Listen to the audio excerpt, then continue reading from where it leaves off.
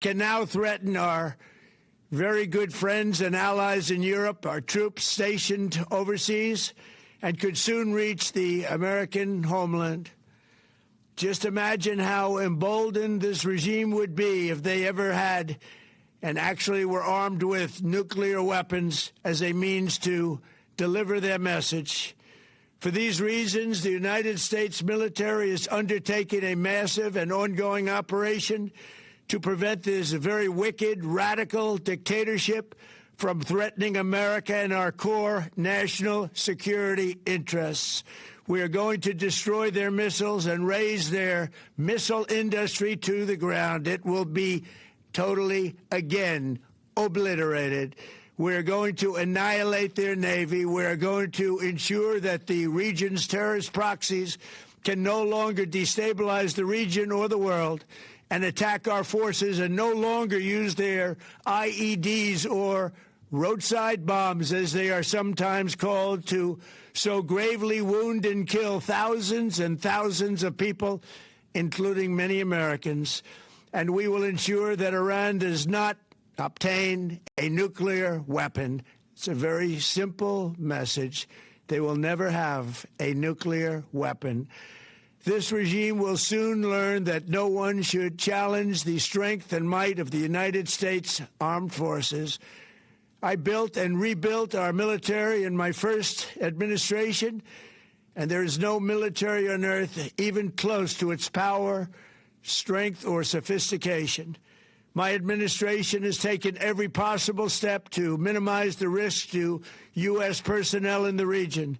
Even so, and I do not make this statement lightly, the Iranian regime seeks to kill. The lives of courageous American heroes may be lost, and we may have casualties. That often happens in war. But we're doing this not for now. We're doing this for the future, and it is a noble mission. We pray for every service member as they selflessly risk their lives to ensure that Americans and our children will never be threatened by a nuclear-armed Iran.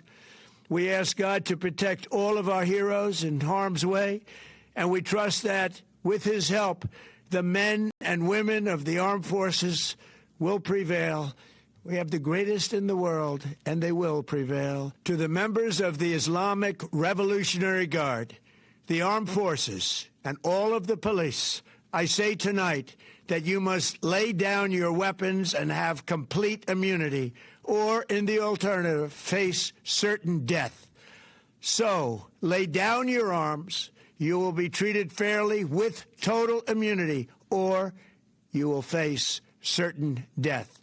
Finally, to the great, proud people of Iran, I say tonight that the hour of your freedom is at hand. Stay sheltered. Don't leave your home.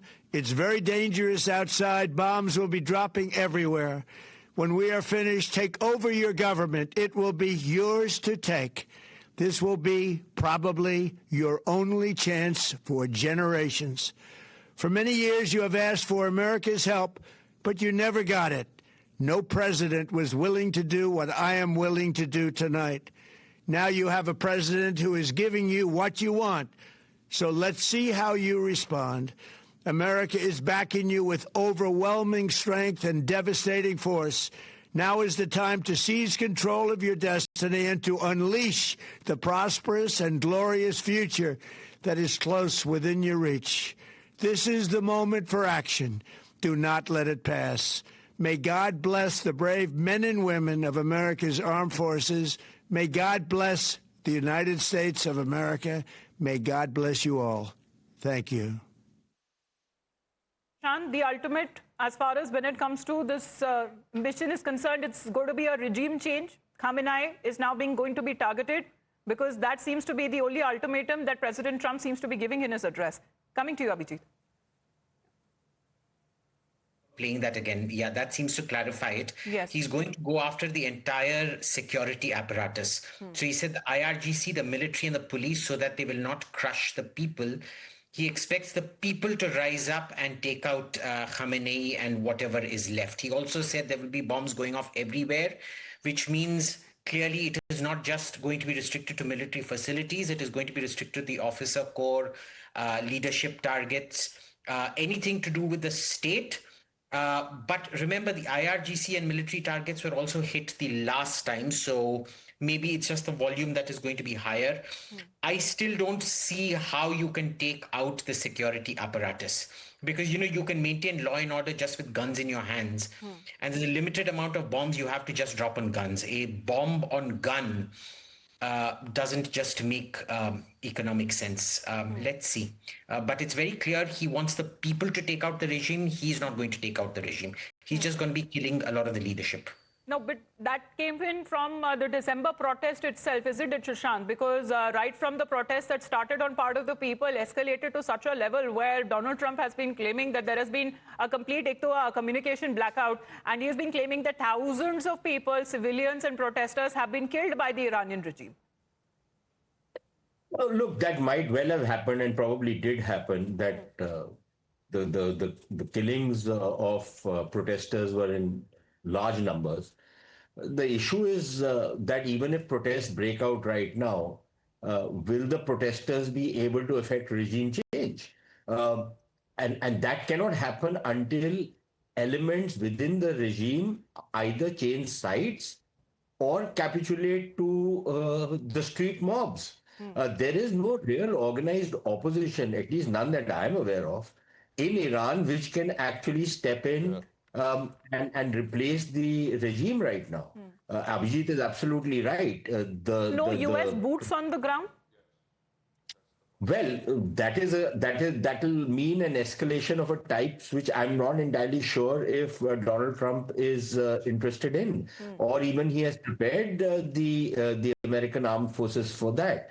I'm not sure if the American armed forces are deployed in those numbers to actually put boots on the ground and then take over a state as big as Iran. Iran is not a small country. We need to look at the sheer size of Iran, the sheer number of people in Iran, and the fact that, yes, I would accept the fact that the current regime is very unpopular, but let us also not ignore the fact that it has a substantial body of people who back this regime, whether we like it or not. So regime change is not going to be such an easy task as, many people imagine it to be. Of course, it is entirely possible that if behind the scenes that some kind of deals have been worked out and there is sufficient pressure put, there could be people within the regime who switch sides and grab power and then go in for some kind of a transition. So Srinjoy, simply putting across that what Donald Trump did at the beginning of the year, he may not be able to pull what he did in Venezuela here in Iran. That's exactly what I was going to. Venezuela, he had people within the administration who did a lot of things. Now, first of all, does he have people on his side within the Iranian establishment? At this point, we don't know. Maybe he doesn't, maybe he does. We don't know for sure. That's the first point. Secondly, if you're going to put boots on the ground, as you said, Iran is a country of 90 million people. And so it's a big country. It's not Venezuela.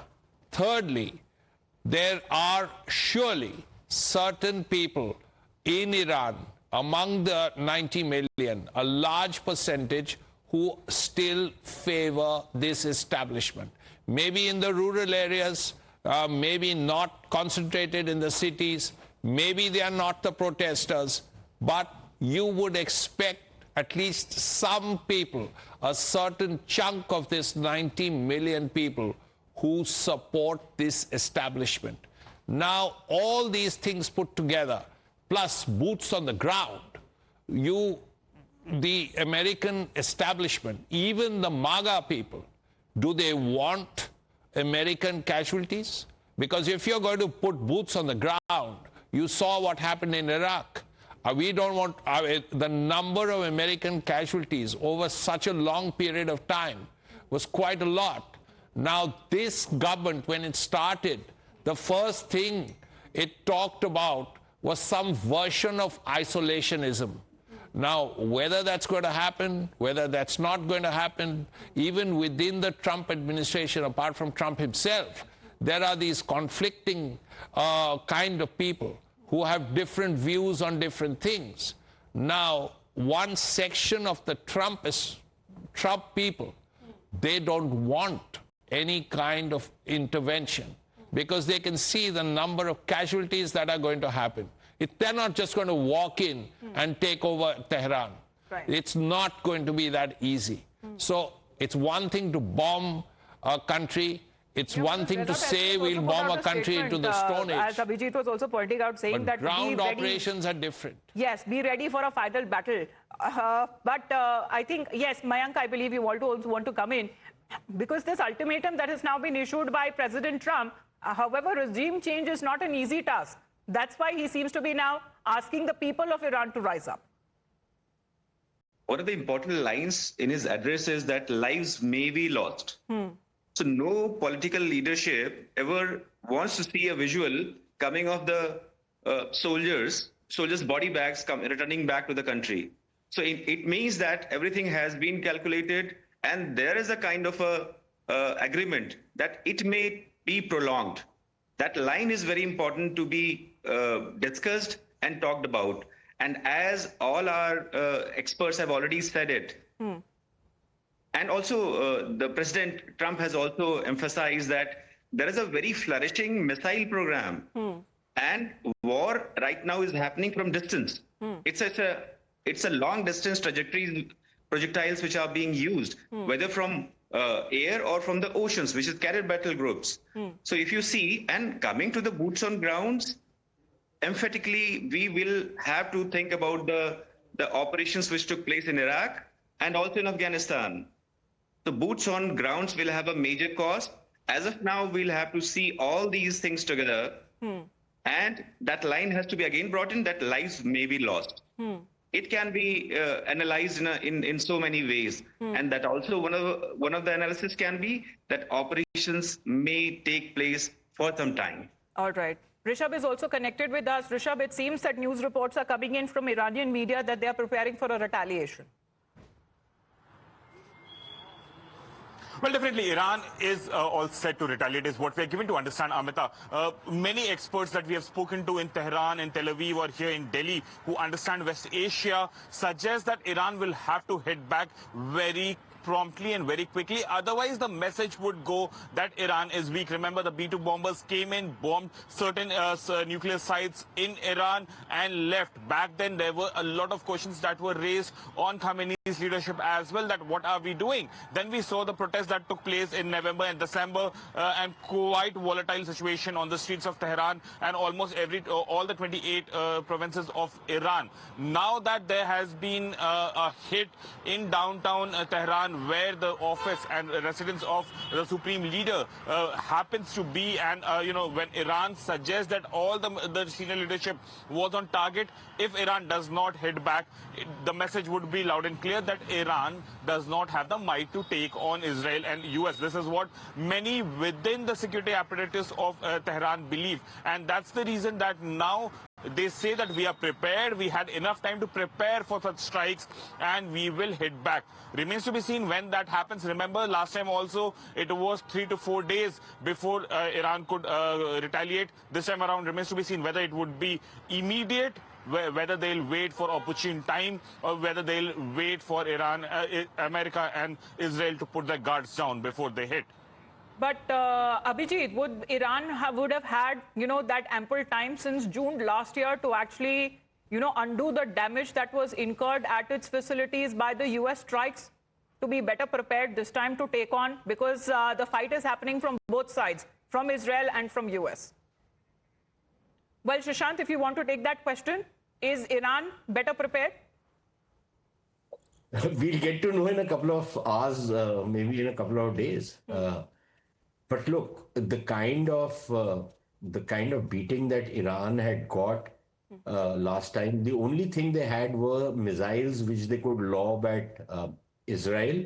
But do they have those missile stockpiles in adequate numbers to create enough damage so that this war stops. We'll find out.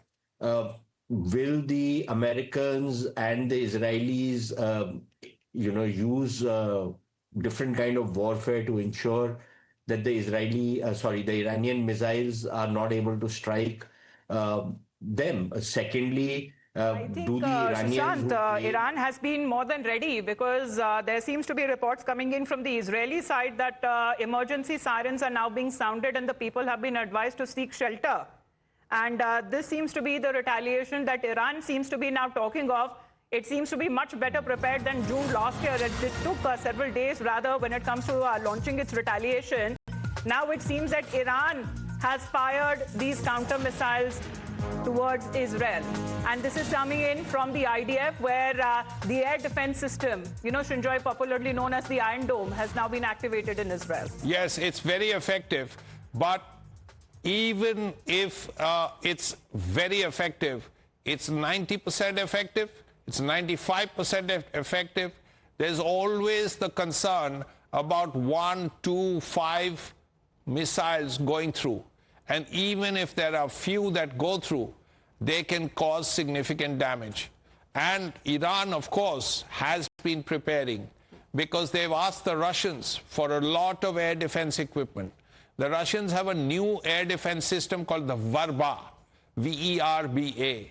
And what we hear is that some of these Verbas may be given to the Iranians, or the Russians have either given some or they are likely to give in the near future. So the Iranians also knew that this was coming. And to an extent, they have been preparing for it. We don't know how capable the Verba is, but we know that the Russians have made it, and it's one of their latest systems. So the Verba is something that the Iranians either have or will have very shortly. Plus other air defense systems, certainly. But if this lot of missiles are going at Iran... Noah, who was connected with us, she's put up this video where she seems to be now putting out that sirens now seems to be blaring across Israel. Let's put up this video that she has sent it to us. Everyone, I'm in Israel. We just got the sirens and went down to the shelters. I guess it started. I will keep you updated. I'm Misal Chai. Hi everyone, I'm in Israel. We just got the sirens and went down to the shelters. I guess it started. I will keep you updated. I'm Misal. Well, Iranian missiles have been intercepted by Israel, by IDF, and sirens are now blaring all over Israel, a state of emergency that has been launched. Well, Sushant, this was faster than we expected, a retaliation from Iran's side. No, look, let's be very clear. The Iranians have been expecting an attack on themselves, and so they would certainly be preparing. The question is not whether they don't have any arsenal to fire back. The question is, what are the kind of stockpiles they have, and how much damage can they actually cause? Can they cause enough damage to stop the joint operation of Israel and the United States to effect regime change in Iran? That is the main question. The Iranians have claimed that they have anti-ship missiles. Are they going to fire them at the American Armada or not? And will they be able to cause any kind of damage? Second, do the Israelis and the Americans have the defensive shields ready? It's one thing to have Iron Dome, but Iron Dome has not proved to be particularly effective against ballistic missiles. And like Shinjoy said, some of them will get through. How much damage they cause remains to be seen. The question is that the counter retaliation, which then takes place from the American and the Israeli side, do they manage to take out the Iranian missiles and their launching systems? So, we are just talking about, we're just about 2 or 3 hours into this conflict. And it could be a pretty long, drawn-out one. On the yes, because Russian... remember the pictures that came in last year when the retaliation happened from Iran's side, there was much damage that was incurred on the Israeli side as far as the cities are concerned. How well prepared is, both sides, Iran and Israel, does Iran have enough ballistic missiles that they can jointly taking over the might of Israel and the United States of America? Because this seems the beginning of the year. We saw the conflict that happened in Venezuela. End of the second month, we are looking at this conflict in the Middle East. As the tensions were simmering, now it is a full-blown conflict that is taking place as we speak. This is going to be a continuous coverage. Our guests continue to be with us as we get you experts' point of view as well. Heading into a very quick break. Please do stay tuned to Times Now. We'll be getting you the updates non-stop.